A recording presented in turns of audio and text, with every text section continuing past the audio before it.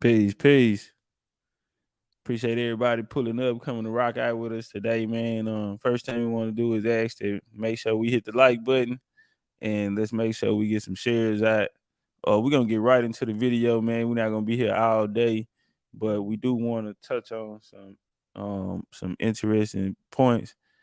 Some prolific topic right here, man. How Black Europeans created white supremacy. So within that being said, man, we're gonna let some more people come in, but I do want to get started, man. One of the things that we want to point out in this case, because one of the things I always get is how, if white people not responsible for this, like where are the black people that we can point the finger at? Because when you say white people, uh, that tend to have people feeling like all white people. And that's one of the things that I don't agree with on white supremacy. White supremacy is fake. And how do we know that? Because the argument of white supremacy is that, all white people are on a certain pedestal and that all niggas are below all white people. And that can't be more further from the truth. You see what I'm saying? It can't work two or three different ways, bro. It's only one way to work. If white supremacy was true, then all white people would be greater than all niggas, and that's not the case. Um, for white supremacy to be true, then all niggas would have to have the same shared experience. And see, that's right there. When we look up and all niggas don't share the same experience, right there let you know that white supremacy. Nah, this ain't white supremacy, bro. Understand what I just said, bro. If in order for white supremacy to be true, all niggas would have to have the same experience. And when we look at it, there's only certain group of niggas who have this experience. So that was a red flag. Um, a lot of people say, well, the white man make the rules, the white man had this, the white man had that. And that can't be further from the truth. I I get it. Trust me, I do. I get it.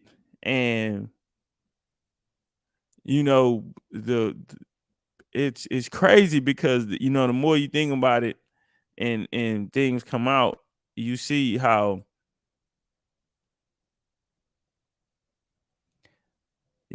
much control of your reality that you really had.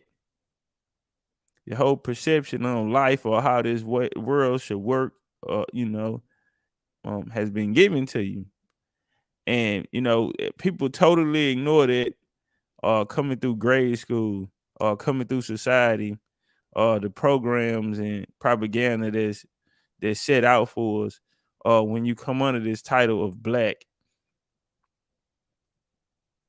And in these days, even when you come under the title of white,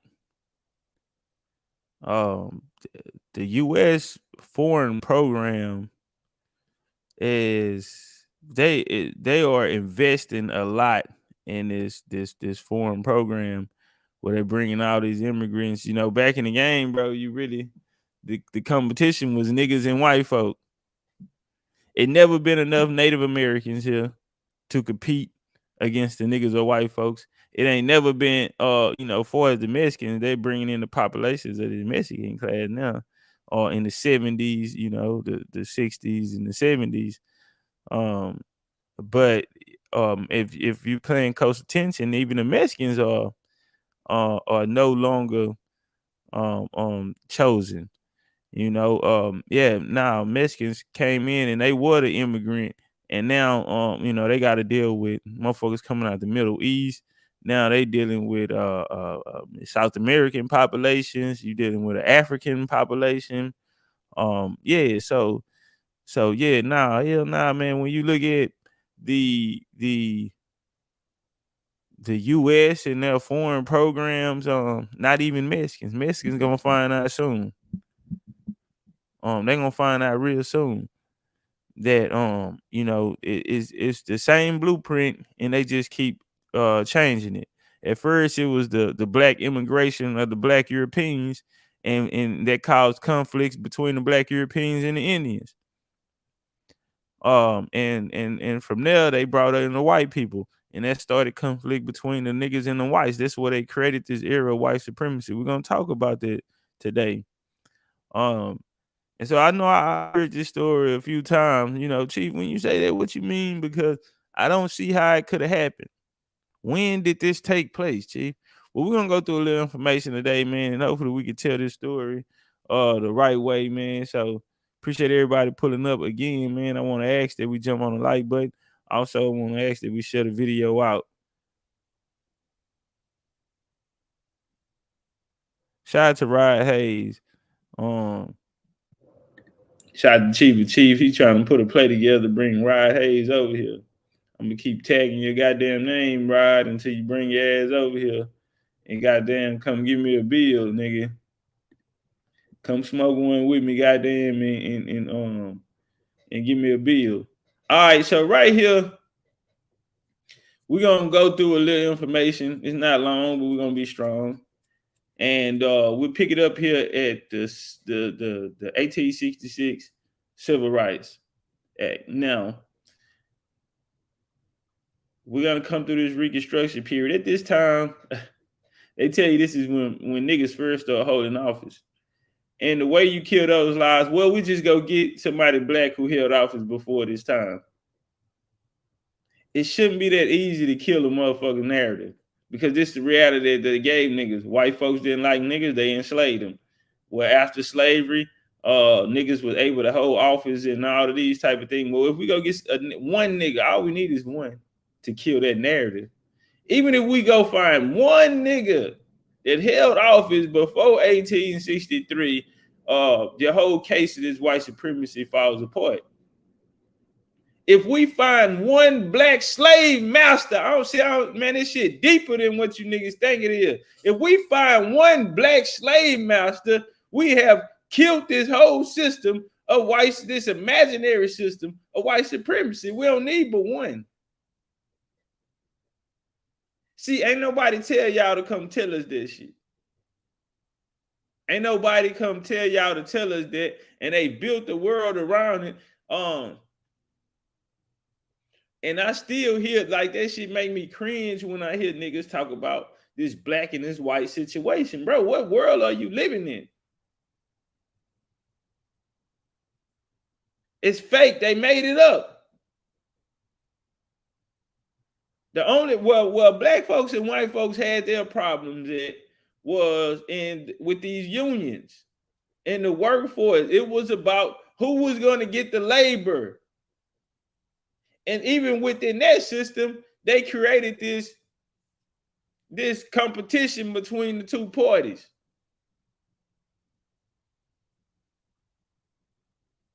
Yo, man, hell nah, that shit ain't have nothing to do with that. So look, we're gonna start it off right here, man. This is about a guy by the name of Daniel Murray coming out of Washington, D.C. He has a book titled The Original Black Elite. The Original Black Elite. So we're gonna go through some information on when they're gonna actually close down. We're gonna see this black elite actually go underground. Now, legislation and all these type of things will be passed. They're in Reconstruction era. Legislation and all these things will be passed. And what we're going to see is the black elite go underground and resurface as a white boy. Yeah. We're going to see the black elite go underground, and we see them resurface as a white boy. And we've watched this pattern take place over and over and over again. We watched the Black Hebrew Israelites go underground in 1969 and resurface. Them niggas come back out here in motherfucking sheets. Y'all remember they used to hang the sheet up for they used to hang the sheet up over the windows in the projects. Man, I hope I ain't getting sick, bro. My nose getting stuffy. Yeah, they come out there and hang the sheet over the window in the projects, man. And the Hebrew Israelites that came and wrapped the sheets around themselves, man. But see, they go from, at the top of their game, institutions and everything that modeled the white institutions. And then in 1969, all of a sudden, y'all niggas just fall from grace, and y'all come back as a black supremacy, fuck the white man group. The black man this, the white man the devil. Y'all really, nigga? That and ain't nobody turn around and say that was suspicious. Well, I did, nigga. Cause see, what do we know? We know that niggas and white folks always been together. All of these organizations was created with niggas and white boys. We know that the nigga said, you know what, we'll take a back seat, no problem. In order to execute, we'll take a back seat. So what they do, they're gonna go on the ground, and when they resurface as a weaker vessel. They resurface as not showing their strength, not showing their might. And never again will we see them in that form that they were in. Nobody came and put a pistol to their head, nobody took nothing from them, nobody stopped it. What happened? Or was this all a plan? All right, so let's talk about what happened back in the day, and then we'll bring it up to a more recent time. Let's walk. To think of themselves as Americans first, people of color second. No apology for color. They were ready. It was the logical next step to assimilate into society at large. Nobody knew that Civil Rights Act of 1875 would be the last civil rights bill passed by Congress for 80 years. As W.E.B. Du Bois later lamented, the slave went free, stood for a brief moment in the sun, then turned back towards slavery. Now, historians will tell you that the end of Reconstruction was the election of 1876. Rutherford B. Hayes was able to assume the presidency the next year. This was a contested election, but Democrats conceded a series of electoral votes if Hayes promised, which he did, to remove the last of the federal troops in the South that were enforcing Reconstruction commitments. Now, I would say that was the beginning of the end. Sure enough, changes came swiftly for African Americans in the South. But for Murray and other members of the Black elite in Washington, it was a slower progress, and it was a staggered progress. It took them until the decade of the 1890s to face the fact that there was a backward slide, that it was real, and that they were not to be considered exceptions, regardless of their accomplishments and their refinements. When the rug was pulled out from under all African Americans, those in the Black elite only had further to fall. More and more, the only thing that was important was that one fatal drop of African blood. In Washington, with each passing year, there was more segregation and more discrimination. In 1897, Murray faced a case of personal reversal. I have talked about how well his career at the Library of Congress was going. Well, this was until the change in sentiment in Washington as more Southern racists were coming with their rabid brand of racism to Washington. And those Black congressmen and senators were being replaced by Southern, shall we say, colleagues. Probably not a good word. Murray lost the support of Ainsworth Spoford after he was no longer the Librarian of Congress. He stayed on as Chief Assistant Librarian. It had been he who had conceived of the whole need for a dedicated library building because the books were overflowing to the max in the spaces they had in the Capitol. Well, there had to be a great increase in staff, and there had to be a new organization of staff. And initially, Murray was chosen to be the chief of the new division of periodicals. But after Spofford could not support him, the new Librarian of Congress enacted a reorganization that demoted Murray from his high position and sent his salary flying backwards, not just to what he had been making before he got a raise along with the new title, but to what he had been making, maybe a decade before. And I'll say now, his salary never rose again for the remainder of his quarter-century service to the Library of Congress. Now, what was the problem with Murray being head of the periodicals division? White men, about 3 white men, had to report to Murray, white underlings. That would not do.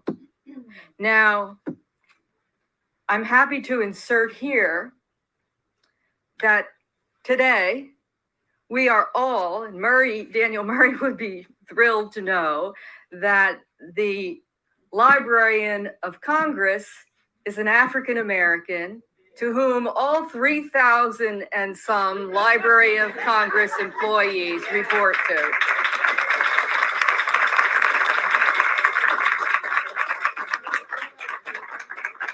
He might question that it was a woman, but he'd be happy to know that it was an African American. Now, the nadir came with the administration of Woodrow Wilson. Woodrow Wilson was Southern bred, as were many members of his cabinet. And it was their idea for the first time that federal offices should be segregated according to color. African Americans worked in screened off areas. They had to use colored only toilets. Same thing with their lunchroom. And this extended, sad to say, to the Library of Congress. One day Murray finds out there's a separate cloakroom for Black men only. And in the lunchroom, there's a sequestered area for African American employees. In the public cafeteria, well, not public after all, because neither visitors nor employees of color are welcome to eat in the public cafeteria. Now, what the people in the Black elite found out is that, as I've indicated, they were to be segregated and stigmatized with the rest of the race. But they were not going to take these changes laying down. They weren't going to sit back and wait on white largesse. They got organized, and in 1898, the first truly national civil rights organization in America was formed, the National Afro-American Council. And Daniel Murray served on the first executive committee and was the chief of its legal and legislative bureau. And he and they worked very hard on a host of issues: anti-lynching, anti-Jim Crow, and perhaps most notably, they were the first civil rights organization to challenge in the court system the maneuvering that the Southern states had done to get around the right to vote that every Black American was guaranteed in the United States Constitution. Now, I'm sure that many of you are not familiar with the NAAC. You've heard about the Niagara Movement. Of course, we all know about the NAACP. But as historian Rayford Logan has pointed out, the National Afro-American Council has not gotten the credit it deserves as the primary precursor of these other organizations. The membership was much greater and it lasted much longer than the Niagara Movement, certainly. And the NAACP, when they put together their goals, their approach, their strategies, especially the idea of fight it out in the courts, that all came from the NAAC that Murray was so involved with. But there was an even stronger political stance that he took, passion, as John called it. Hey, now look, when they was running this play, guess who was involved? The small hats. They had the small hats even involved in. Listen, bro, we are going to turn up right now, putting a bill together. I want to show this relationship between the small hats and the music industry, the relationship between niggas. You always had these niggas and these white boys working there. Why did the niggas in small hats get so cool? Why did niggas and small hats get so cool, family? Because the small hats come from you niggas. Not all y'all, but you black European niggas. You Hebrew Israelite niggas. And you know what? It's the perfect example, bro, to show niggas.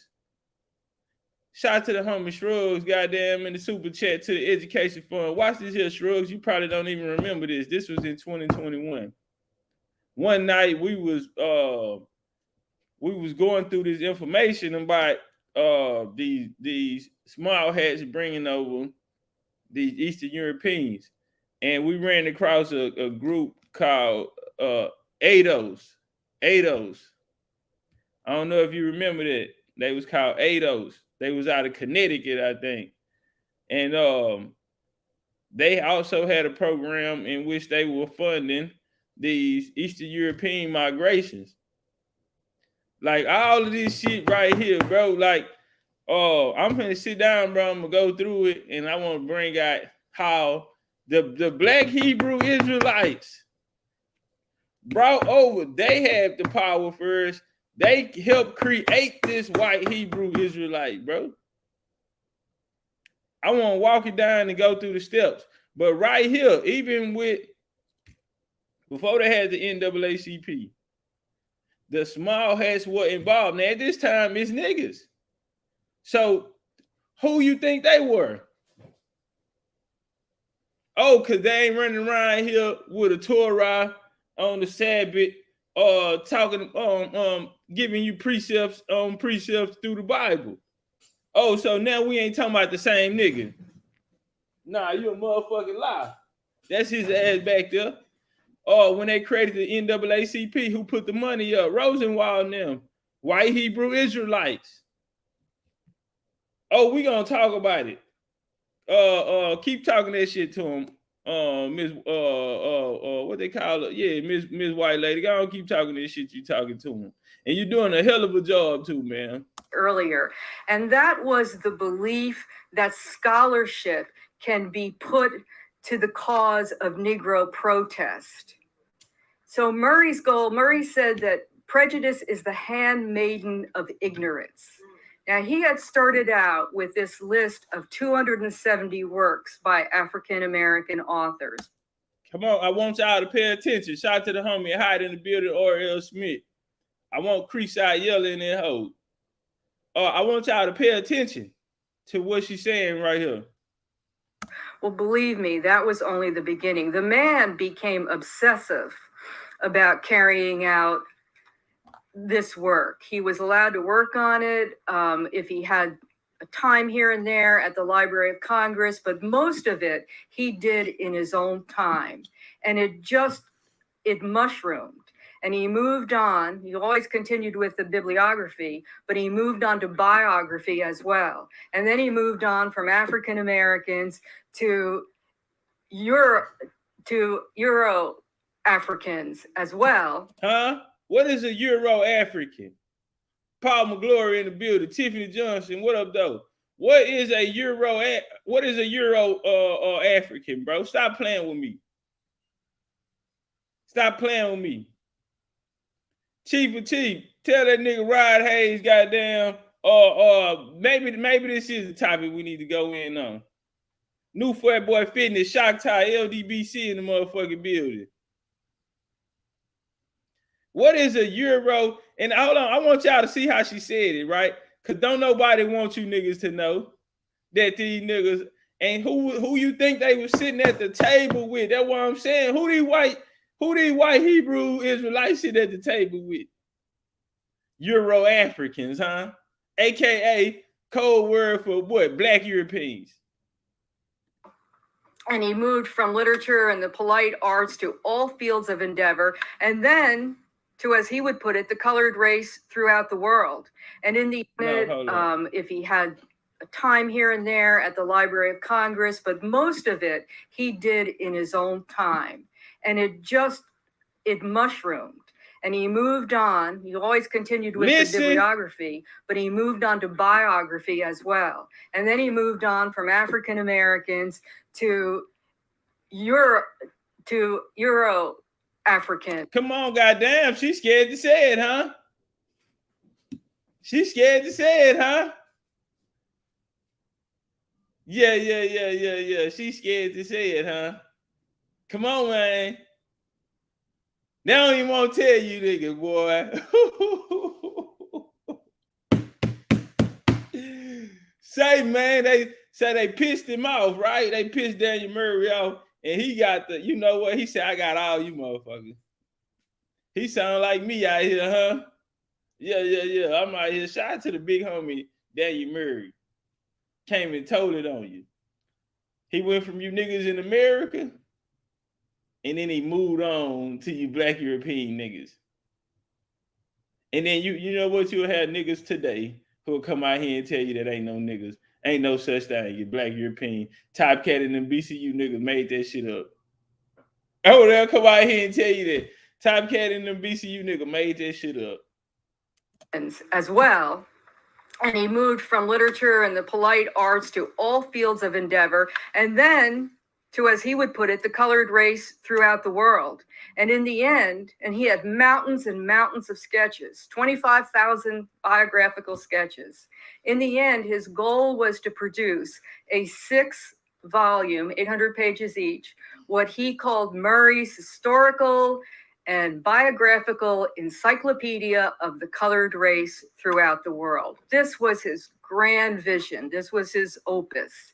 Well, sad to say that he never did get to see it published. There was no publisher willing to underwrite an endeavor like that. Carter Woodson, he tried too. W.E.B. Du Bois, he tried too. And it wasn't until the last century of the 20th century, the last year, of the 20th century, that an Encyclopedia Africana saw printer's ink. All right. And by that time, they got it, and they had mixed it and twisted it, and you understand, big. No different than the Zora Hurston, right? When she dropped the Barracoons, right? Which comes 80 years later. No different than Daniel Book. Come at the end of the 20th century, and then they tell them, come on, bro. They done went in and mixed it, yeah. Man, shout out to my nigga Tone Bangers in the building, man. Big old LDBC shit. Tone Bangers in the building, man. What's up with it, Tone, man? Now, I am happy to say, and despite that little dig I had at Murray about women earlier, because it's true that men at the time were loath to give women the intellectual credit she hoisted in the building gave themselves.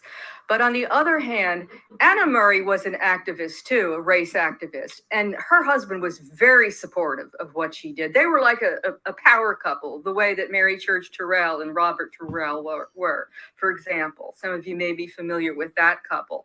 Well, Anna's thing was early childhood intervention. Hey, y'all, if y'all trying to hey, hold on. I seen a little homie in here earlier.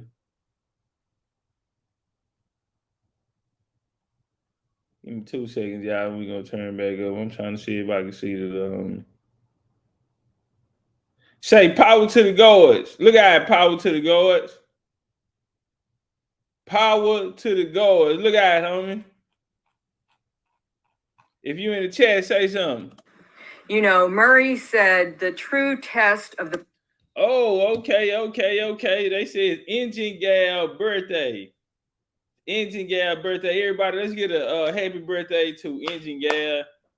Engine Gal, your name is on the list.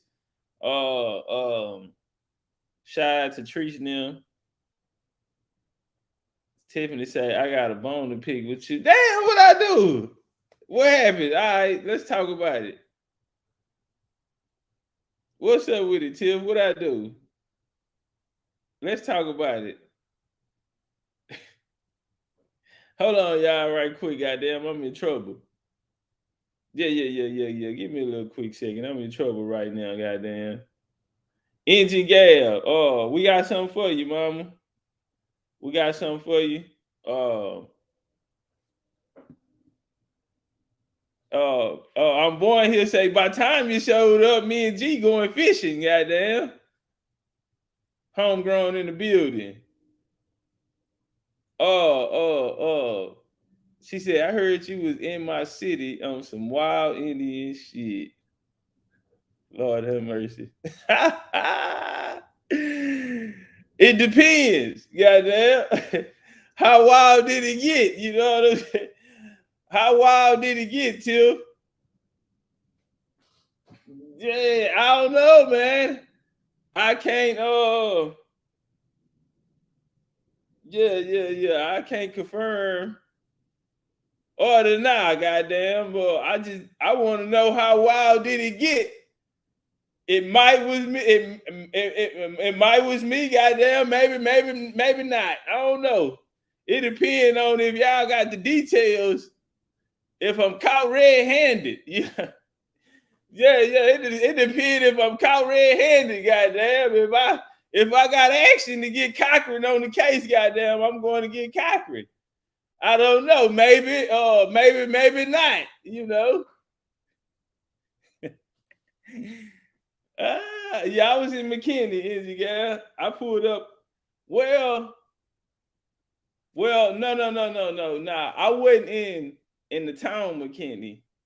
I went to McKinney Falls. I went to McKinney Falls. Maybe it wasn't me. Whoo, shit! I thought they had the tape. I said, damn, TMZ got a hold of this shit, man.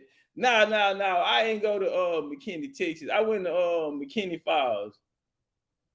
I went to McKinney Falls, man. I would have came got some black eyed peas. She said, next time you pull up, I'm in the triple D. Oh, okay. Yeah. See, if I come up north now, I guarantee you I would have hit y'all. I would hit y'all up, goddamn. But I thought I was on the low. I thought I was ducked off somewhere, man. I'm high behind the rocks. I'm all up high in the sky in the mountains. I was up there with Moses and then was at this shit, man. Yeah, I went high in the sky in the mountains, man. I was finna cuss the Airbnb act. Yeah, I thought it was an Airbnb and gave me up, man, but that was the close one. Nah, it was McKinney Falls. I ain't go to McKinney, Texas. Nah. I ain't coming to the north. Whew. Bro, my heart beating fast. Y'all got to give me a second. Damn, I thought the loud was at the door. Let me put everything up. Let me put everything where I can see it, goddamn. I need to get rid of this shit. Progress of a people is to be found in their literature, while Anna maintained that it was in the home that indicates any substantial progress of a race. And her idea was that if you can't have proper upbringing in the home, as believe me, the Black elite were careful to do with their children, very carefully cultivated. The Black elite did what now? Want to see how y'all show y'all how them Black elite was raising their kids back then. Kiki, and you with me? Are you riding? Kiki in the building.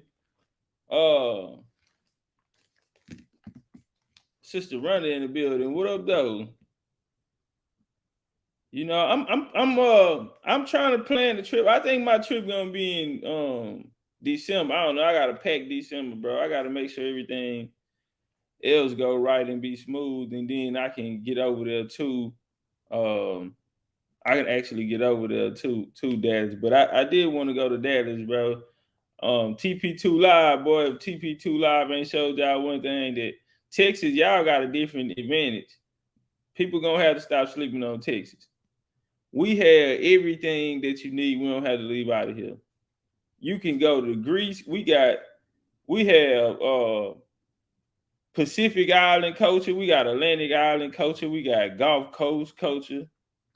I'm talking about water, scenery. We have terrains and scenes that you have here in Texas that you have all around the world.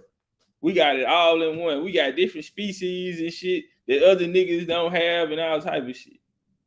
One fun fact about Texas people don't know is Texas have the most lions in America. Texas got the most lions in America. I ain't even know that. Somebody told me that. But man, I was looking through this phone looking for something. That's crazy. Oh, I don't even remember what I was looking through the phone to find.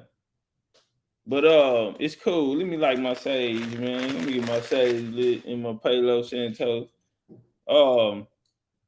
Yeah, Texas have it all, bro. Like you don't have to go nowhere else.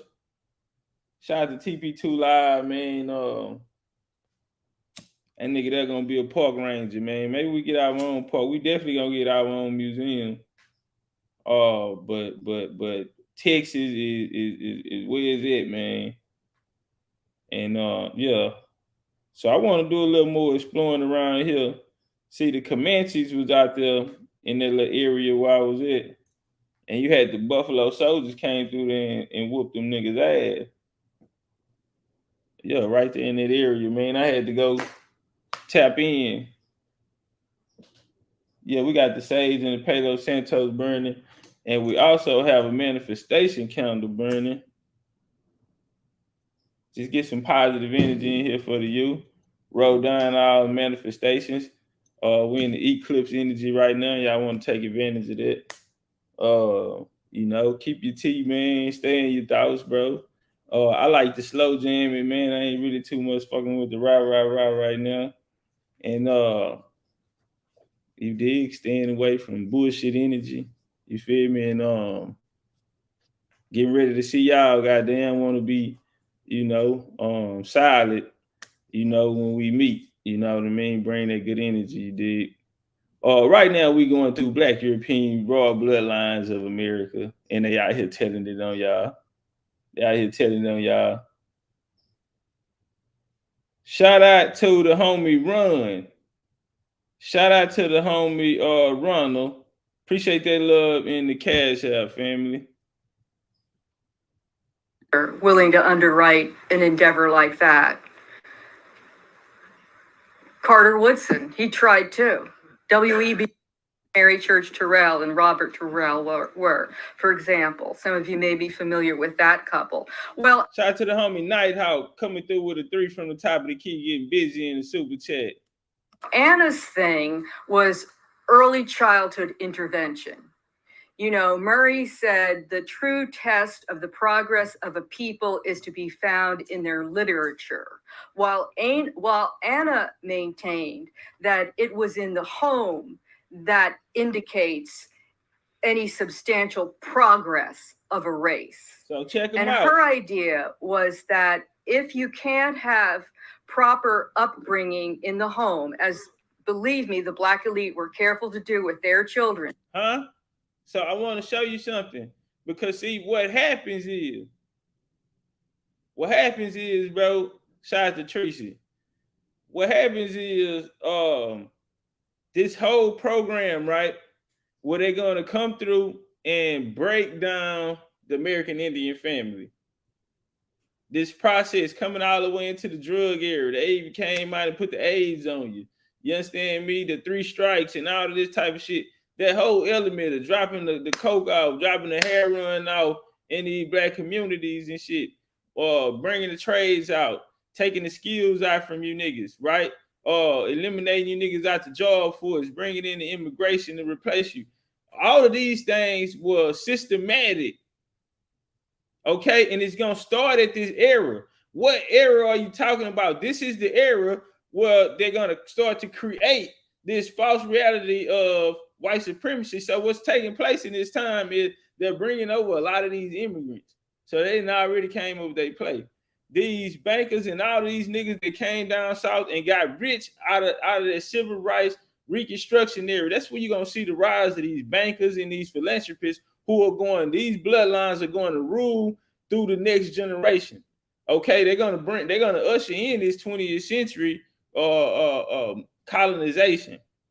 You understand me? And guess what? The whole ride, who gonna be sitting next to them? Niggas. They're going to be there through the full ride because it's gonna start Hampton, Tuskegee, and it's gonna start with Hampton in Virginia. You're gonna have Tuskegee in the South. As it progressed from there, they're gonna take that and they're gonna say, you know what? Because see, you niggas was building up everybody. I'm gonna show you. Don't worry about it. I got you. I'm gonna show you how you niggas were building up everybody. And after you build up everybody, guess what? When this mass immigration started coming in, guess what they started doing? They had you building up these people, these white immigration, these Europe. They were going to that's how you switch places. They send you niggas through the HBCUs. They sent them through your other schools where the elites were going. Where the elites was going. Now watch this here. All of that's going to end when in 1924. 1924. This is going to throw a wrench in their play. Why? Because you had the world wars taking place in Europe. So there's no more European immigration to America at this time. So what are you going to do now? What's taking place? We done went through the Red Summer and all of this, right? Because they end up coming in and tearing down these black communities. Who came in first? The black elite came in. And they offered a lot of these niggas a seat at the table, the civilization plan. That's George Washington game. We ain't here to shoot nobody. We don't want no violence. Nigga do the money phone on a nigga. Yeah, niggas spread money down his own $100 bills, nigga. Say, man, I don't do no fight. You know, they wore stockings and shit back then. Say, man, bro, I don't do no touching with no nigga, man. Nigga did the money phone on him. Hello? Hello? Who's there? Yeah, that nigga say the bag. Yeah, they went on non-violent movement, man. If you want to get some money, come fuck with me. And so, as we see this decline in the 24, now they're going to organize the races, and these are going to be the elements of white supremacy. What else comes down to 24? The Racial Integrity Act. The Racial Integrity Act is where you nigga get the one drop of black blood. Also goes along with this Racial Integrity Act, a lot of y'all favorite, the Walter Plecker, where they go to reclassifying the Indian, where you get a clear where you get a clear view up close and personal of these niggas misclassifying the American Indian. Well, this process of breaking down the family is going to begin. But I want you to start here. I want to start here where it's not an element of surprise, because the organizations that are going to come out that they're going to mash this shit through would be organizations like the NAACP. See, back then they even was putting white boys on them, you know, letting the white boys run the whole motherfucking play and everything. But see, we're gonna see this begin, this creation of this white supremacy. Let's walk. And very carefully cultivated. If that can't always be the case in the home, then the next best thing is the kindergarten. And Anna Murray is the mother of public kindergartens in Washington, D.C. And this would be both for white and for black pupils. She became, you know, as time went by, her interest in kindergartens became more overtly part of the cause. And she identified early childhood intervention as one of the solutions to the race problem. And she went all over the country as a race speaker, very, very well received. She was quite an orator. And she always, I must say, presented a striking appearance, because there was a strong genetic tradition in the Evans family to have premature white hair. And so here she was at a very young age, still in her 20s, and she had this beautiful white hair. She was tall and slender, and very many descriptions of her are available because she made such a striking appearance. But as I say, today y'all call them bad bitches.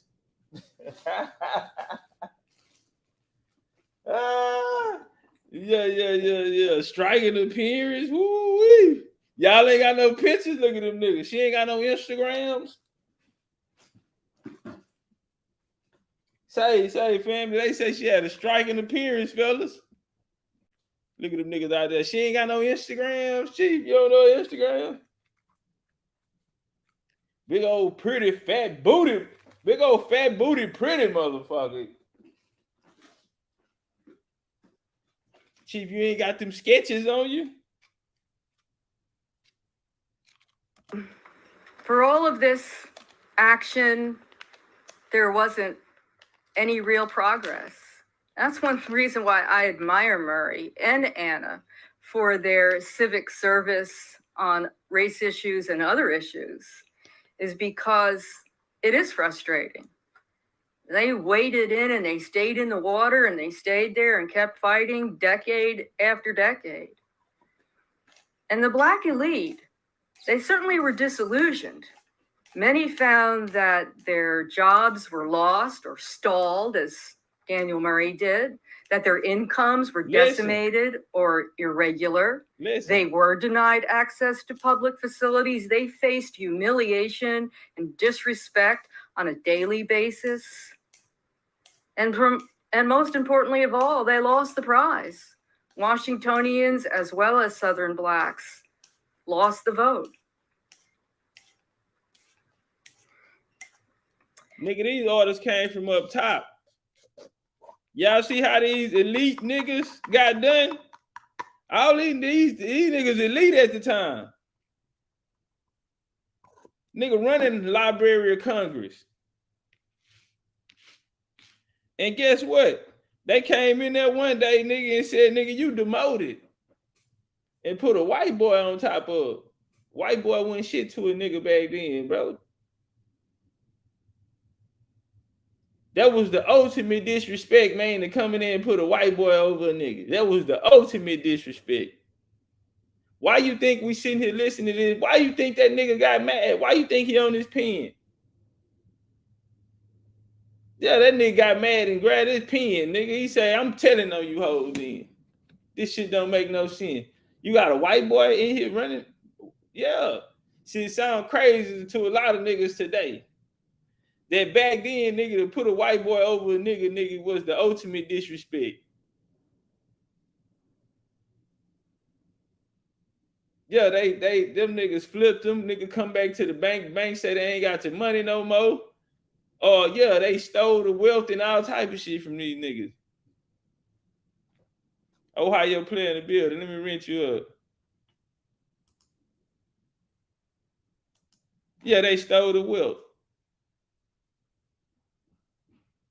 Washington, D.C. Listen, family. Washington, D.C. was a black town. The black elite stayed in Washington, D.C. Even after the Civil War, all through Reconstruction. When is this gonna change? Why niggas running around here like Washington, D.C.? They calling it Chocolate City and shit, making fun of it now. But nigga, Washington always, nigga, always, nigga, been nothing but niggas. Washington always been nothing but niggas. So watch this here. Now, I'd like to turn to the next generation. You know, the Murrays had 7 children. There were 6 sons and 1 daughter. 2, a son and a daughter, died as little children. And they were buried in a park-like setting, an interracial cemetery in Washington. But later, it was deemed... Rod, hey, nigga, I'm gonna keep tagging you, nigga, till you come over here. Chiefs, I wanted to wait till I got on my other channel. You feel me? I ain't even wanting, but shit, we gonna be out of there for a little minute, man. So Probably gotta tell the nigga come over here, man. Y'all just make sure y'all clean up, have the place looking good. Goddamn, we might just bring him over here. That cemetery was a health hazard, and Murray had to exhume the bodies of his little children, could find no other interracial cemetery that would accept them, tried 30 different places. And they ended up having to go to a new cemetery, which especially at that point was described as nothing more than a potter's field, although it's the cemetery where eventually all the Murray family members were buried, and so were many other leading members of the Black elite, like Blanche Bruce or John Mercer Langston. And I'm referring to John Mercer Woodlawn Langston. Cemetery. Well, it was especially ghoulish with the little girl, Helene. She had died of diphtheria, and so her body had to be drenched in a solution of chlorate of lime before it could be reinterred. Now, there were 5 remaining sons. We all think of the American dream. One aspect of it is that one wants to see one's children do better than oneself. Well, this was not to be. If that's true, then the Murray generation and the generations with his sons had much to be disillusioned about. His sons went to top colleges. All 5 have college degrees. One went to Harvard, 3 of them went to Cornell. Of course, at these schools, discrimination was showing its ugly head. The generation before, an African American could go to Cornell or go to Harvard, and there wasn't any discussion about separate dormitories. But now, the schools would tell you, in deference to students from the South who found having to room with Blacks odious, all of a sudden there was. Moreover, if you got through the experience nevertheless, and I want to mention as a side that one of Murray's sons, his son Nathaniel, was one of the 6 African Americans at Cornell University that founded the first Black college fraternity, Alpha Phi Alpha. And that, of course, was a way to get around the isolation and to bond and support one another. All right. Now watch this here. I want y'all to listen. Hold on, let me rewind it back in case y'all weren't paying attention. Education, they found that the job pickings were slim to none, that there were very few career opportunities open to them. And that's why Murray's sons Nathaniel and Henry spent their working lives in the colored public school system in Washington. Some of you may be surprised to know, some of you may well already know this, that at the time that we're referring to, the colored school system, the public colored school system in Washington was par excellence, all the way up to the capstone, which of course would be Howard University. And a good reason for why that was so is because there were so many, shall we say, overeducated Black men and women who found such career opportunities so limited in range that so many of them, even with PhDs, ended up working in the public school system. Now, Harold had great job success, but he had to go to another country to find it, namely Mexico. Come on, bro. Now, this is a missionary family. I do want to throw that out there as well. Yeah, he told it on their ass, but he was one of them. Bars. Yeah, he told it on them, but he was one of them. All right? He sat at the table as well. He one of them niggas. You know, it's always one who come give it up. All right? And that's why we talking about him today and we ain't talking about them other niggas. That's why we talking about him today and we ain't talking about them other niggas. She brought up John Mercer Langston. All right. He was out of Virginia, I think. And he was the first dean of law school at Howard University. Black European royal bloodlines in America. We might have to bring the series back. You know what? We're gonna bring it back. We're gonna bring it back because it talks about genealogy. It takes us back into the interior parts of America, into their era. Man, like we need to show this. We need to talk about these people. This story right here is very important. And she's gonna go into the next generations and how they were affected. Well, they all want to go be successful teachers in school. It all ended up working. Yeah, all of these niggas fell from grace. So what are they telling you? They telling you that all these niggas had PhDs and shit. All these niggas, they was par excellente.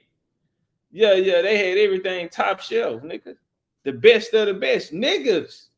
So where is this white supremacy? What does this start coming, this motion of white supremacy, when they start saying niggas can't have it? But because before then in this country, always niggas had it. This shit that she's saying, that was this shit that niggas are thinking today after the programming, what they associate with white folks, that was the stigma of you niggas. That was who you niggas was. And y'all seen the picture up there. This is a real live trading places. See, some people say that the Native Americans traded places with you. No, the white boy traded places with you. The white boy did, not the native, nigga. Native ain't get shit. He still ain't got shit. So, at this era, I'm hoping we make it clear. Don't worry about it. We got something else after this. And so he gonna go to Mexico. The other ones working in the schools, no different than what the previous abolitionists and these other niggas that came through that line of colonization did. He got an attitude because he been running the Library of Congress, and they come in there one day and say, "Hey man, remember what we was talking about? Well, the day to day, nigga." And he said, "Well, I didn't agree on that. Well, the brothers outvoted you. Brothers outvoted you. You know, let's not make this difficult, bro. We're all gonna win in the end. Your family will be straight." He said, "But you know, it got sentimental value to me, man. Can't we work something else out?" And they made the switch on him, even dropped that whole pay. Said, "We gotta make it look good, nigga." Yeah, we gotta make it look good, nigga. We ain't got all that in the budget. Yeah, like a motherfucker. Some of you who know Washington history may well be familiar with Lillian Evans Tibbs, known professionally as Madame Ivanti. She was a well-known opera singer. Well, what you might not know is that she was Anna Murray's niece.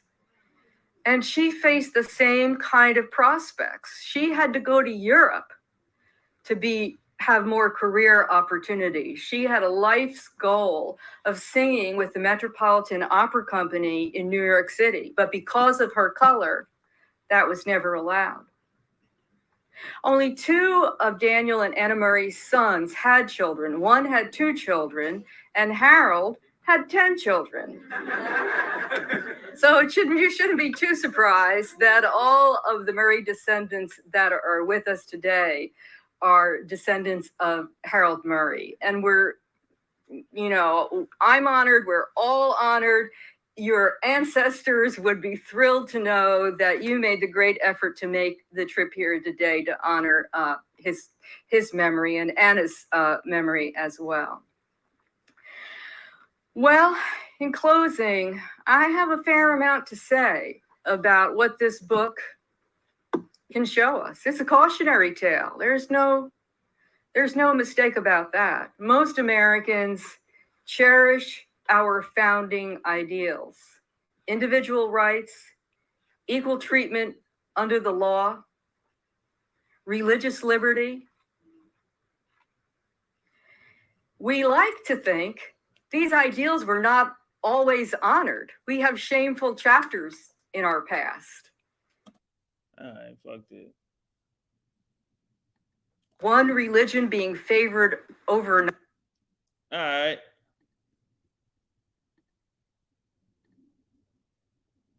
And we're gonna come over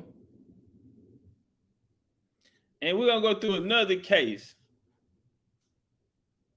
we're gonna go through another case of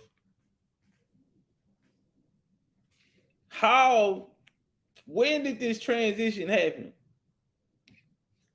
Because niggas find it so hard to believe. Right there, we got niggas, they already telling you. The black elite, when the black elite, they ran up in Washington, D.C., nigga, and flipped it. What did all of these conversations first start? If you take a look on the screen, what did all these conversations start? You goddamn right, nigga, in the lodge.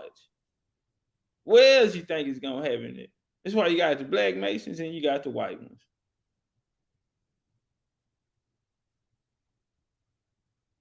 And then they come back and flip it.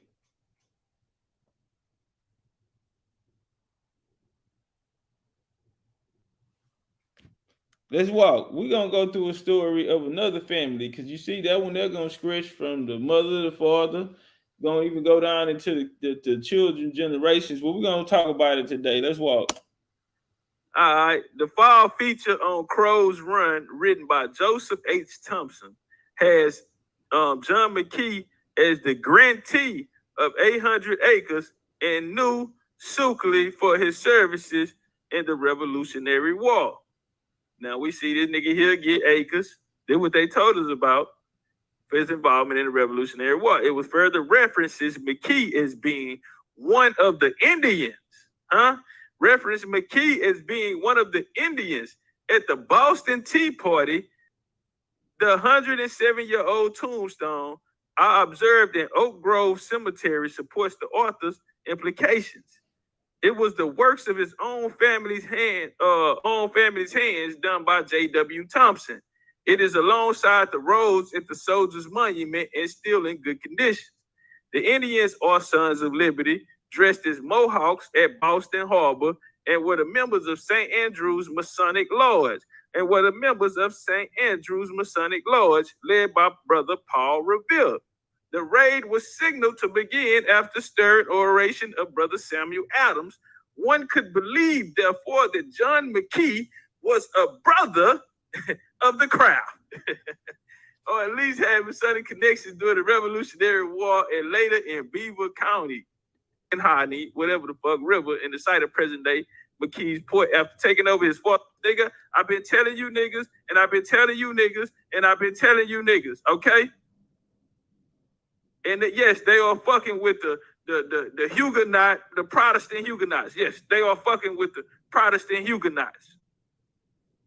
The whole reform thing, when you go on there, Hamilton, all of them niggas, Washington, all of them niggas was Freemasons, all of them niggas was Huguenots. Let's walk. But see, don't nobody never be talking about these McKee niggas, though. We already found out that the nigga Aaron Burr, right? Aaron Burr, the nigga that killed Alexander Hamilton, we find out this nigga black. His daddy built Harvard. Nigga, daddy built Harvard, it was Harvard or Princeton, one of them motherfuckers. I think it was Harvard. Nigga, daddy built Harvard, a black man, right? Black European on you niggas' ass. Fuck is y'all talking about? A black European built Harvard, nigga. Fuck is y'all talking about? Okay, and then you. Well, I won't say all that, goddamn. You know what you trying to say. The black European took credit for building Harvard. Let's say that, Chief. Got this nigga McKee them out here.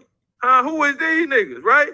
Because when we looking, then you got them down in Virginia, you got them down in the Carolinas, and you got them niggas up here in Philadelphia, Ohio, Indiana, Detroit area, all that shit that where the British them went, right?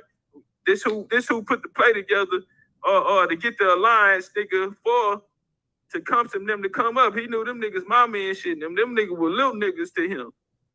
To come to and teach them niggas were little niggas. They put all this shit together. That wow, bro. Okay, so this the paperwork right here when the homie did. You understand me? So we got him right here, Master Mason, Revolutionary War. They gave him land after the Pontiac. Then they gave them niggas land after Revolutionary War. They just getting all this land around this motherfucker, huh? And then not even that though, Chief, you got to think about it too. These wars that they're fighting in are very, very significant. So if y'all familiar with the Pontiac Wars, they are going to be an extension after 63. So you got 7-year wars from 1754 to 1763, and that's gonna bring you right into the Pontiac Wars after that, which is gonna be an extension of what is called the Revolutionary War. And so this was a very, very important time, you know what I mean, and for them to actually, gain some motion and take that land, man. Them people that helped out was rewarded. But you're dealing with these Scottish people coming over here from Scotland, these Highlanders, and they're blending in with they're marrying into these Indian families, and they're having these relationships, they running with them. And but as they are and walking on this journey with them, they are laying claim to a lot of valuable Indian territory, bro, that they gonna end up getting their hands on after all of this shit over with. These niggas just racking up land. I got a motherfucking super chat question. Super chat question. Who was the richest black man in American history? Who was the richest black man in American history? It's 301 right now. Goddamn, we gonna give it to 302. And I'm gonna keep going with the bill. Let me look and see who in here. Who was the richest black man in American history? Y'all ain't got all day. Let's go. Cash App question. Who was the richest black man in history? Who was the richest black man? Look at Donna Grant. Shout out to OG Donna Grant.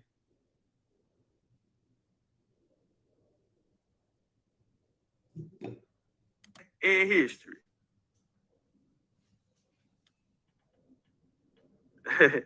Berto, Nord bought your pay-per-view, goddamn.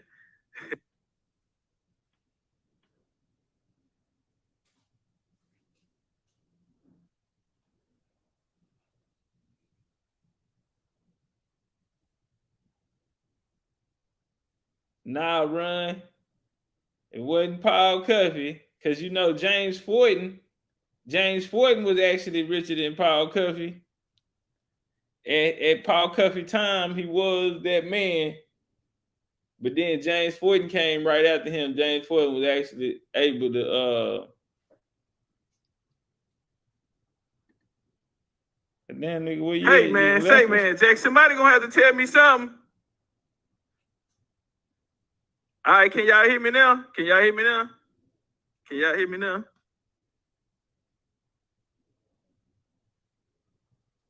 I appreciate that love, Come man, on, right? And then they go into it.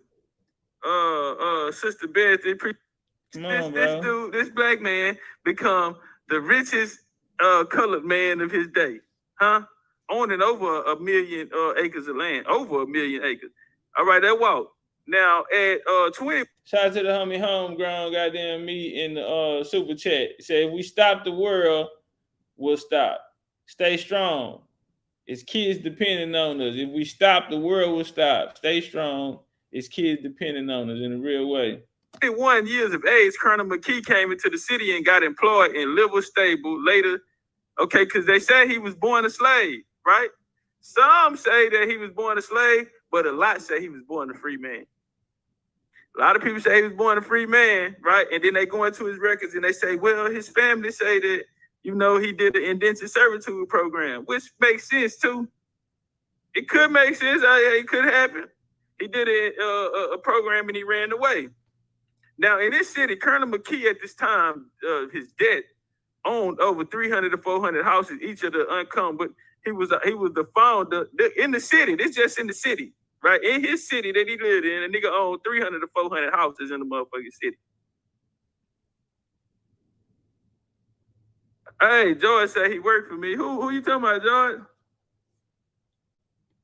Say, bro, stay focused. Now, in this city, Colonel McKee at this time, nigga, stay focused. His debt owned over 300 to 400 houses, each of the unencumbered.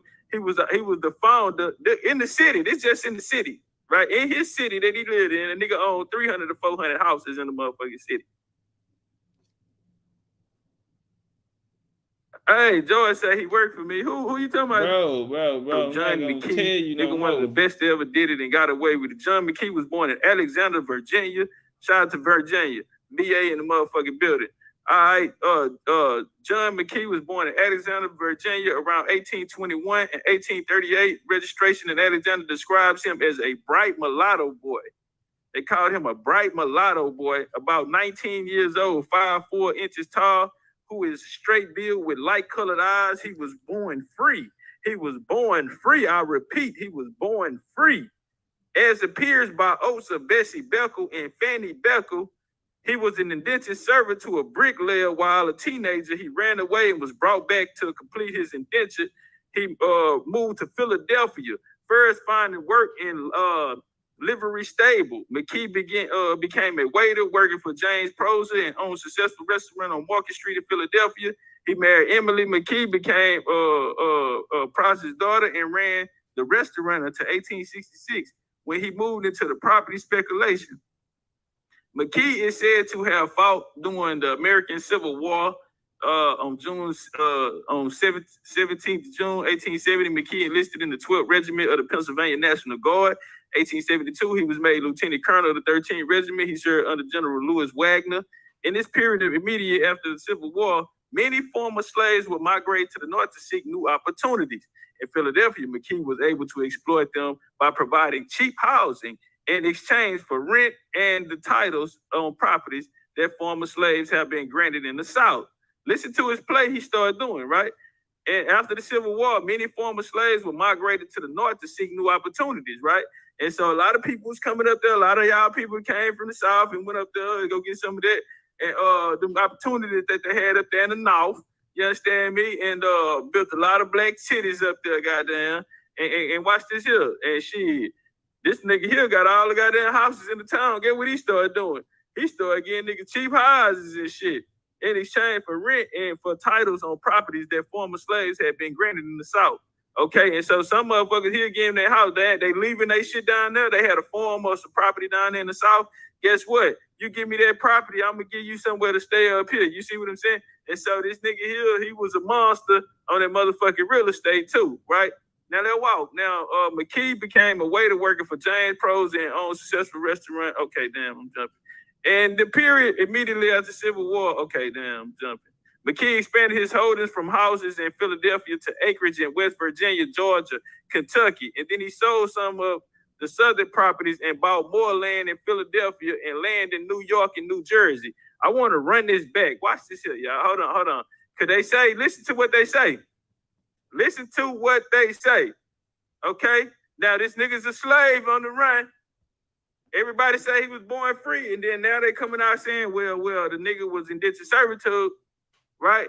And then he ran away, and then now they saying the nigga worked in the restaurant, and he ended up getting a little job in the restaurant, and he started running the restaurant, and then he leave the restaurant from being a waiter, right? Nigga leave from being a waiter and running the restaurant to now he buying up all the motherfucking property on the board. The nigga that turned into Monopoly Junior from after busting suds and motherfucking waiting tables. That's what they tell us, right? Like he Tony Montana or some shit. The nigga in the motherfucking busting suds around that whole nigga to goddamn running every motherfucking thing. He is the plug now, and he come from busting. That's what they tell us, right? That's what they tell us. Give me some flames in this motherfucker. Give me some flames in this bitch. Bang the like button. My bad. All right, now in the period, now look at the places he bought this property, right? Granted in the South, southern properties, and bought more land in Philadelphia. So he got land, he got acreages of land on a lot of this shit, right? In Philadelphia, West Virginia, Georgia, Kentucky, to have been or become very tight-fisted, spending no money on his office or on repairs. Got no address though. Email. Eventually owned between 300 and 400 houses in Philadelphia. The city was simple without frills like inside plumbing and heating. At least it was carefully designed to ensure. Now watch this here.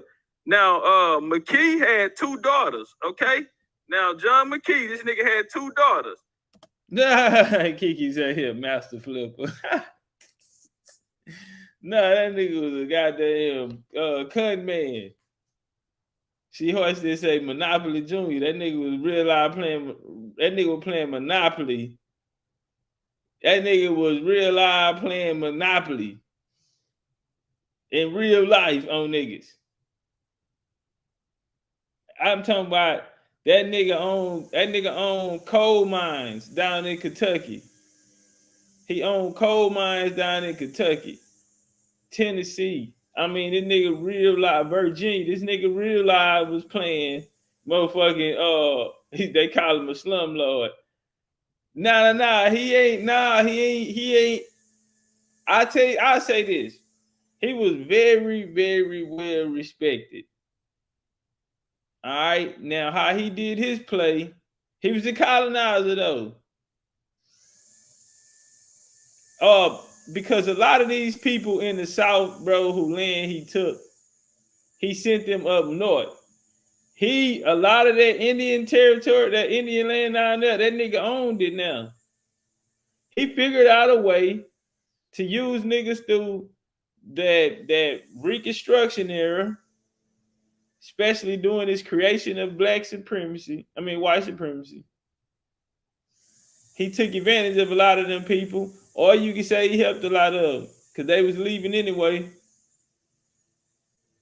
And he had a business in place where he can get those people, places to live, and he can get his hands on some real key real estate.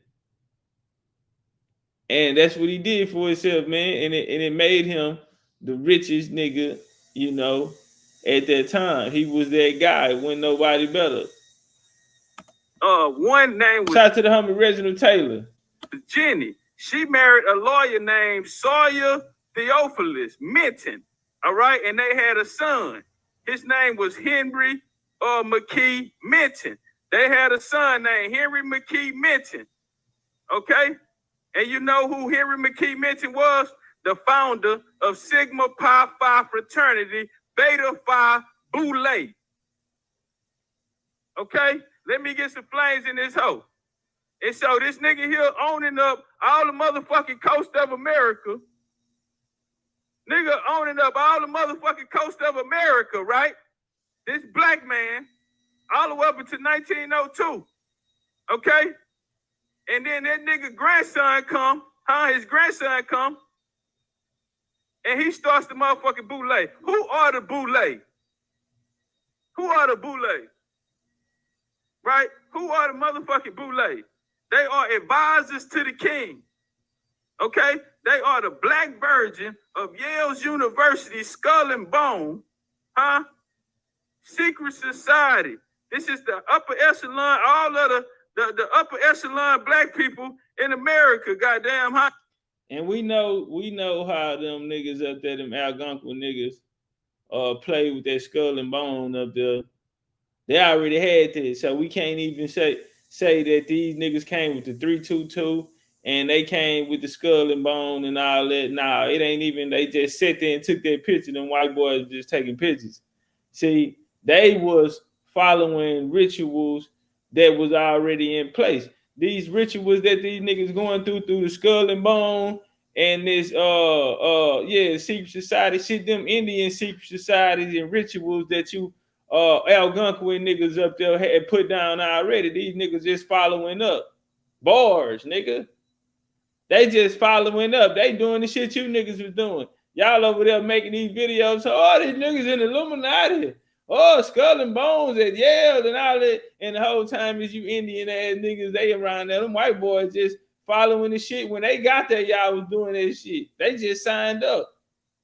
When they got there, y'all niggas was already doing that shit. And who are some of them prominent families that come out of there? A lot of them niggas became president, right? You even had the Bush boys come through there.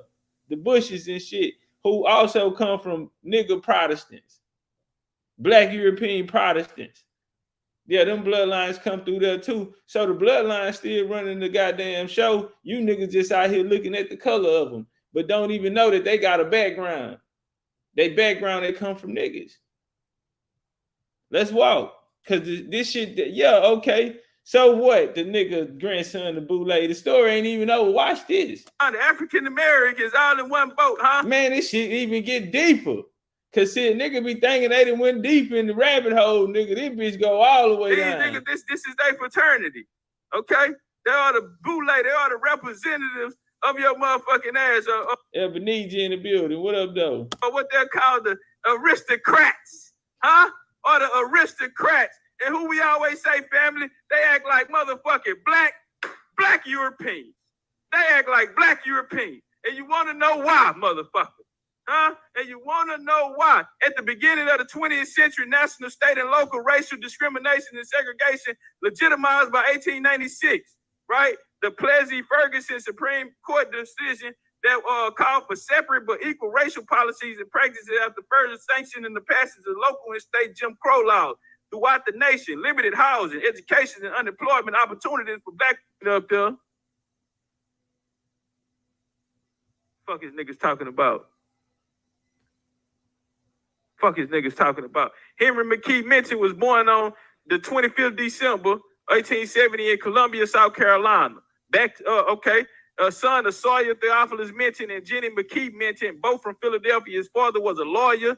Henry was the only child. He took the name of his uncle Minton, a founder of Cadier's Trade Guide in Philadelphia, who became a prosperous businessman. His grandfather on his mother's side was Colonel John McKee. McKee had come to Philadelphia from Virginia in the 1840s, became a waiter, and then the owner of the restaurant before moving into a real estate and reputedly becoming a very wealthy man. He began to attend public schools in Washington, D.C. at the age of 5. He spent 2 years in the Academy of Howard University. Listen how they make him, right? They already know who this nigga is. They know who he is. Y'all don't.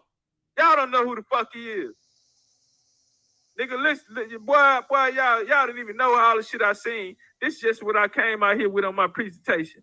Boy, I got so much shit, I ain't gonna lie, I was lazy on this one. I ain't gonna lie.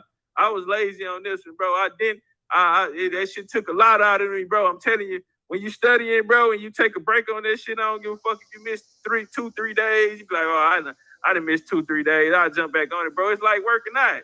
Some days you feel like it, some days you don't, bro, but you have to. You gotta do the shit, right? And so this was one of them type of bills, bro. I just really fought through it, being off, not studying for 3-4 days and shit. 3-4-5 days, however long it's been, you feel me? And just getting back in. You know, that first day, once you go and get out there and get it up with, you know what I'm saying? And then I can't stop. I'm back in my zone. That's how I be. So I'll be trying to balance it out because I don't be want to, you know what I'm saying? But we finna nigga, don't nobody give a fuck about your personal problem. Nigga, you could have saved all that whole ass shit. Nigga, we here for the information. Nigga, I don't give a fuck about what you going through in your motherfucking personal problems. Nigga, if this shit is becoming too much or weighing on your soul or you in bad, nigga, I'm here for the bars, nigga. Not trying to hear that shit. Now, give me some more of this shit so I go make me some memes and post it on Instagrams, nigga. Turn up for the pay-per-view this Friday, so we going all the way in, right? He died April 1902, according to the newspaper reports. He was the richest colored man in America. Yeah, look at him. Founded on May 15, 1904, Sigma Pi Phi fraternity, well known as the Boule, which is an ancient Greece, was a council of chiefs, the oldest continuous existing Greek letter postgraduate fraternity, originally founded by and primarily for eminent black professional men and later similar professional men of African descent through the world. Its founders were exceptional men, 4 medical doctors, 1 dentist and pharmacist, who at the time was the second year. They were very sad of the news of Colonel John McKee passing. All right, and now let's walk. Secrets in What's up, Ebenezer? Hilton Howard in the building. What's up with it, OG? Lies. To claim his inheritance, he'd have to reveal his true identity. To claim his inheritance, he would have to reveal his true identity. So, the brother Henry Minton, the founder of the Boule, he's gonna go on and he's gonna have children. So we're gonna come down to his generation. So the guy who creates the Boule, he comes from Mr. Monopoly. His granddaddy, his big daddy is Mr. Monopoly, right? Richest nigga in America. Well, he's going to The legacy will come to him. He'll create the boule. Well, he's gonna have children, right? And this is his son. So now his son is on his deathbed, and the family inheritance is up for grabs right now. He have an uncle. His uncle is gonna pass, which is gonna make him the oldest member of his family. So the inheritance is going to go to him. Very, very important. We pay attention to this now. The inheritance is gonna go to this brother. Now, the FBI and some brown niggas gonna come up there in trench coats, and they want to talk to him because they, through the research, they found a problem, and they just need him to help them out on that. Yeah, we got all the money, we got all the land, we got all the property that belong to y'all. We just want to get something straight. Okay, my grandfather was no darky, said the light complexion T.J. McKee. So these guys come visit him on his deathbed, and they ask him, "Are you a nigga? We got a question for you, bro. Are you a nigga?" Why are they asking him that? Because for 40 years of this guy's life, he's been passing as a white man. He have a white wife. He have white children. See, it get deep. What I told you niggas. What is white? White supremacy is fake. In order for it to be white supremacy, bro, every white supremacy is white people are superior to niggas. So if that's the case, then every nigga should share the same experience. That's for one. It shouldn't be no niggas out here having different experiences than other niggas, right? Because all niggas ought to be created equal. You feel me? If a white boy superior than one nigga, he should be superior to all niggas. You feel me? And if that ain't the case, then white supremacy can't hold up. Because see, now you got some niggas who superior than white people. Well, damn, nigga, how the hell is that white superior? So it don't work. In order for it to work, every nigga got to share the same experience.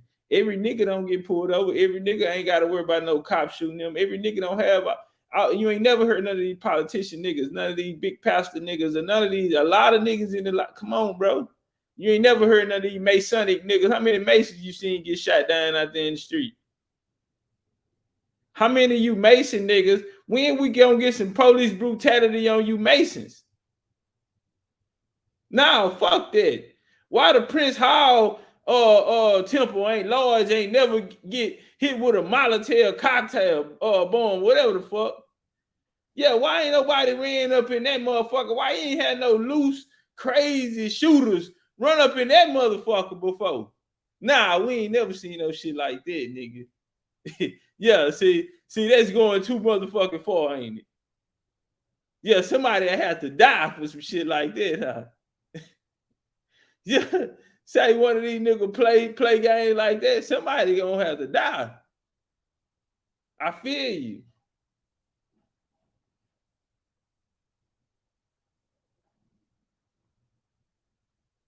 Yeah, we wouldn't let no shit like that happen, huh? Of course not. Some crazy nigga that ran and shot up the Prince Hall?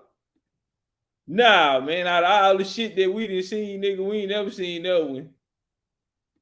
Yeah, they ain't got white folks ain't that crazy, they say. They ain't that supreme. Nah, they can't be that supreme, huh? We ain't never heard the clans ride up on the Masonic Hall and hang a nigga, boy. I wonder why. Nigga. Maybe, yeah, okay. Yeah, come fuck with me when the Klan nigga burned down the Prince Hall motherfucking temple, nigga. They ain't come fuck with me, nigga. Inheritance, he'd have to reveal his true identity. To claim his inheritance, he would have to reveal his true identity. Okay, my grandfather was no darky, said the light complexion T.J. McKee from his hospital. Hey, y'all, make sure we're on that like button, fam. Make sure we're on that like button. Make sure we share the video out. Hospital bed he was recuperated from a kidney ailment. It was the spring of 1948. I appreciate that love, Eric, for that love in the cash app. Goddamn, appreciate that love. We don't get too much love over here on the Smile Show. Goddamn, so appreciate that love, the homie E in the cash app. Whatever the fuck this nigga name, Theo motherfucking ass. 67 felt desperate. He practiced law on Wall Street. Listen, this nigga here practiced law on Wall Street. He's a 7-year-old man. He on his fucking dying bed. He laid up in the hospital. And these folks that came up in there. He practiced law on Wall Street for 40 years. He sent 2 of his sons to Yale and Trinity College.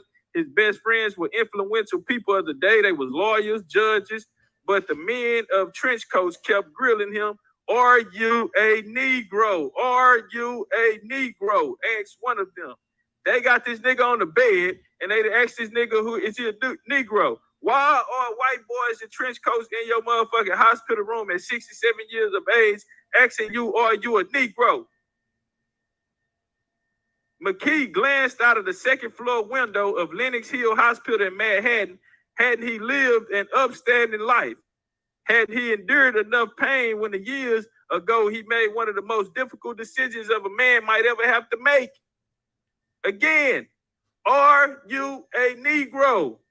McKee blurted out. I will not deny or affirm that. I will not deny or affirm that. But he was thinking, how can I answer this shit honestly? For 45 years, McKee had in fact been passing as a motherfucking white boy. For 45 motherfucking years, this man McKee has been passing as a white man. Now you would say that's his motherfucking business. Why are niggas in trench coats at this man's hospital bed asking him, is he a Negro? If he want to identify as a white boy, goddamn nigga, you ought to have the right? Maybe he's a Moor. Maybe he's a Moor. He wants to put white as his status, goddamn. All right, now, all bullshit aside, though. Y'all know why they was there? Now lying in the hospital in 1948, he knew that if he admit his real background, he'd lose everything. But the complications. Even at the age of 67, McKee was afraid of being outed by black relatives. He was afraid of being outed by his black relatives. So you know what that mean? Hey, y'all, we fall like short, family. We fall like short. Hey, you know what that mean? If he's scared to be outed by his black relatives, you know he ain't giving them no money over there. Huh? That's why he think they gonna out him. Do y'all hear this shit? Do y'all hear this? He got a white wife. He got white kids. He got white in-laws. He run with only the most successful niggas, bankers on Wall Street. Okay? He's plugged in like the refrigerator. Everybody know who he is, nigga. You know who his family, what family he come from? And some of them other white boys he's sitting in there with, guess what? They were cool with his grandpa and them. They were niggas back then too. But now they white boys. Passing is white, but their kids gonna be white. Guess what? All of that wealth in the country. Huh? We was around here talking about Mr. Monopoly, huh? All that land down there in the South that them niggas traded for, going up there to Philadelphia, going up there to the north and shit. All that land that they got down there, that key real estate in the South, guess where it went? White folk.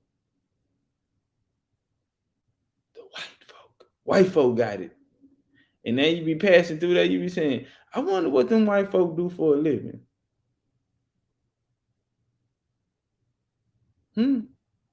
I wonder how them white folk got all that land out there. Who had been instituted by his life choice. And for all statute, McKee wasn't wealthy. Here's why this mattered. This is why it mattered, family. McKee stood a chance of inheriting. Listen, McKee stood a chance of inheriting a remainder of his grandfather's $1 million estate. Okay, McKee's parent Douglas Syphax and Abby McKee Syphax were well-known black families. Listen, they were well-known black families that were respected by the people of both races. Douglas had been one of the few black Civil War sergeants and members of illustrious Virginia clan who had owned acres. Listen, it was a Virginia clan who had owned acres of land in Arlington. Okay, now watch this here. Now, Theo motherfucking ass, right? Then came the shocker, right? After a few months before he was hospitalized, McKee learned, listen, the man in the hospital, he found out this, y'all. He learned that his grandpa's $1 million estate had not been fully distributed. Okay? And so property from his grandpa, right? Which was Colonel John McKee. Now, when Colonel John McKee, oh, hold on, y'all. I'm finna watch how we close the bitch out. Now, he realized that his grandpa motherfucking ass, his grandpa estates hadn't been distributed yet. The Roman Catholic of Philadelphia ran an oath stating that there was a sum of more than $800,000 available, nearly $6.3 million in today's money. That money would go to charity. Listen, that money would go to charity unless there was a surviving grandchild of the great Negro Civil War hero, Colonel John McKee. So are you, in fact, a Negro motherfucker for the 100th time? Okay? Now they asking him these questions, family, because these white folks finna get this nigga this money, right? He the last nigga living. He on the deathbed. This hoe done been talking about he white all his life and turned his back on his family. He ain't been fucking with them. He married white bitch after white bitch. I think he got a little Moorish in his blood. I ain't gonna lie. I'm sitting here looking at this shit. That boy probably got the Moorish. You know the Moors love them white bitches. All right, and so they asked this nigga, cause he probably about to get 6.5 mil. Okay, he had, cause the nigga before him, the ancestor before him had died, right? And so now he done fuck around and outlived all that motherfucker there. He worried about his black family coming back, cause right now they the only motherfuckers can stop him. They can only ones can stop him from getting his bag. And so, nigga, are you a fucking nigga? Then came a final twist. Okay, now watch this here. McKee's wife, Amy, was so devastated that she refused to visit him in the hospital. McKee's son, who stayed away, his law parents and his neighbors told the newspapers they had no idea that this nigga had been passing as white. Y'all hear that? Shout out to the homie Copper Color Brown, goddamn. He say Sammy Sosa isn't new. Not at all. Did y'all hear that, family? Time out. Did y'all hear that?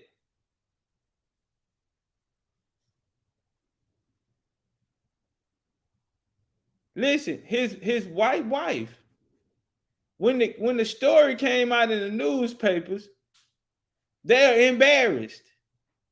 His white wife, you know what? She didn't even go to while he got a kidney operation, she didn't even go down to the hospital to visit him, talking about he didn't embarrass her because this shit all in the papers.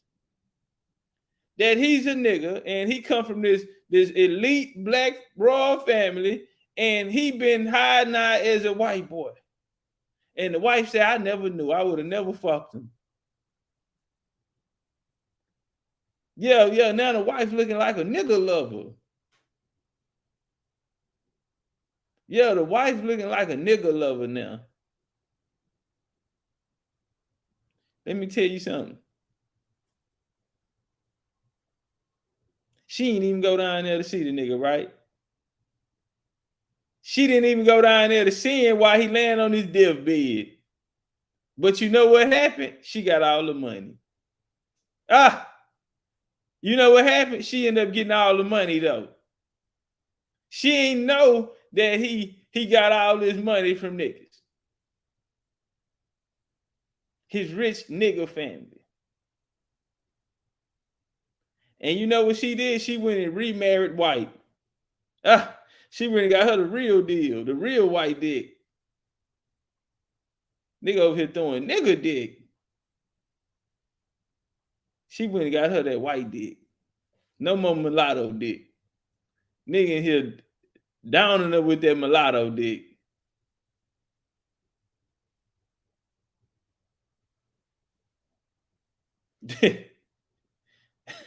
Then came the final twist as the court approached resolution of $800,000 in state. McKee health took a turn for the worse that summer. McKee learned he would likely not live very long. On August the 4th, 1948, he died of heart failure. Nigga fuck around and died before he got the bag. You motherfucker. Yeah. Nigga died before he got the bag. For the next several years, black relatives battled with McKee's white wife. Y'all see what this nigga that left these folks?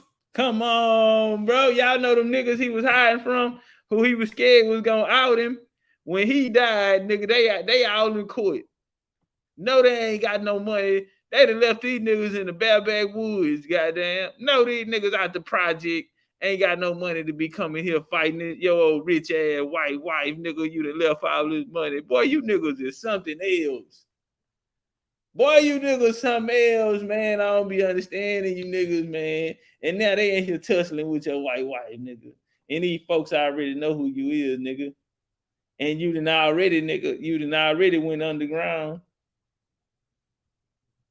So what you think they gonna do? These white folk gonna do? Nigga, you already running around with these rich ass white lawyers and bankers, nigga. And you know they know your wife, they done got a hold to her. They know the play, they know what you doing. Some of them did it. Some of their families did it. This is how they preserve them bloodlines, though, in America. That circle in a circle. So who you think won? So what y'all think happened? Oh, okay. You goddamn right. Them niggas ain't get shit. Them niggas ain't get a damn thing. And you know what? Not only that, but when he died, he was called the wealthiest Negro in the United States. Now, although he wasn't Catholic, watch this here. You know who else? The niggas ain't getting nothing. They send them back to the ghetto. Now, watch this here. You know who else broke off some of that? Although he wasn't Catholic, the will named as executors and trustees of his estate his lawyer and Archbishop of Philadelphia, apparently notwithstanding his wealth. When he contracted fever in 1896, Catholic nuns cared for him and other persons of color suffering from the disease, while many other white caregivers would not. Bro, this is William McKee. You think, what white hospitals or institutions did you niggas have? What white institutions of medicine that niggas would come to that they would skip all of these niggas? So listen to the trick bag. So he got fever, and the Catholics, nuns, they was taking niggas in and caring for him for free. When the white boys would turn you away. He said, however, it was read after the funeral took place, so he wishes were not carried out. So they say after he did that, he ended up the richest colored woman in the city, Abby and Henry disputed the will, receiving respectively $26,500 and $25,000 in exchange for releasing any further claim on the estate. Abby later received $110,000. She remarried in 1904 and was reported the richest colored woman in the city and perhaps in the world. All right, this the nigga gas. She damn near say she took out nigga after that nigga, boy. She fuck around nigga and her status went up. Yeah, she's richest woman in America and then probably the world. You understand me? Now these Catholics, they end up taking a lot of the money. They said since he was healed by them, he left in their will to leave him all this. Come on, bro. Are we really doing this?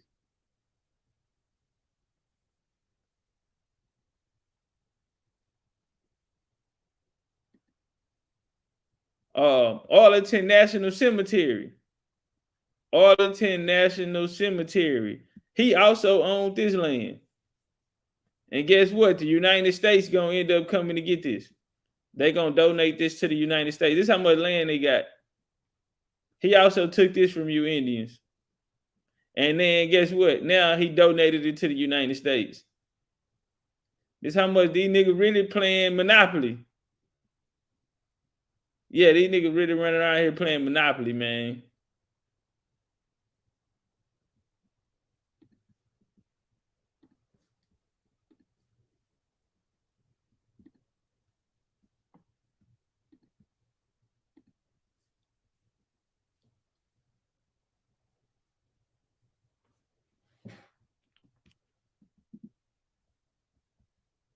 It's real in the field, man.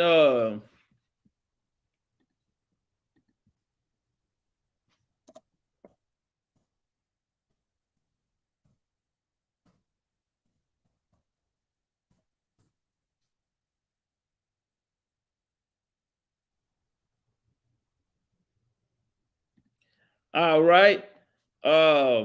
So we ended the registration. We ended the registration, family.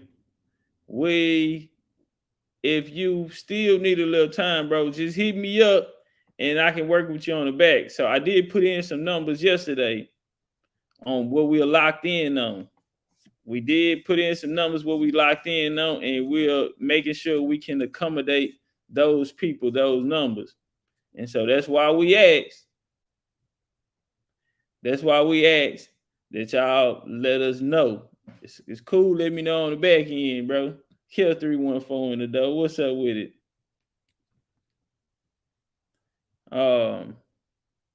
So yeah, let me know how we gonna do it. If y'all need a little more time, man. But other than that, we on the way to Sweet Home, Alabama. We coming home to you. You feel me? Sweet Home, Alabama. We coming home to you. We finna turn Atlanta, Georgia upside down as well. We finna turn up out there, man. Good times, good vibes, man. The Indian way. We're gonna end this 2022, on a good note. We'll come back next year, we'll worry about numbers and subscribers and all of that. But first thing first, we have to create this foundation for us, this core, this inner circle, and we can focus on building or bringing others in. Ain't nobody really building platforms out there, or systems or nothing that can become tangible. If you leave it up to Umar Johnson, he the only nigga. Umar just got a sign put up the other day. Boy, he was on there showing his ass.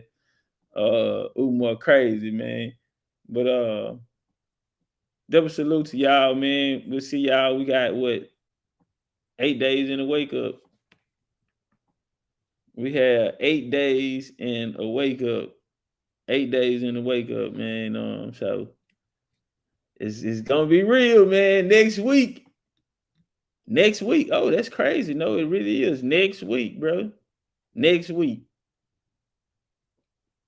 That's all I gotta say is next week. Ride Hayes, goddamn, I'm gonna keep tagging your ass in my videos, nigga, till you bring your ass over here and we smoke one and chop up some good game, goddamn. Y'all be cool like y'all be cool. That's my time. Enjoy the rest of y'all day. Stay strong, stay powerful, stay positive. The Indian way, the BCU way. We gone.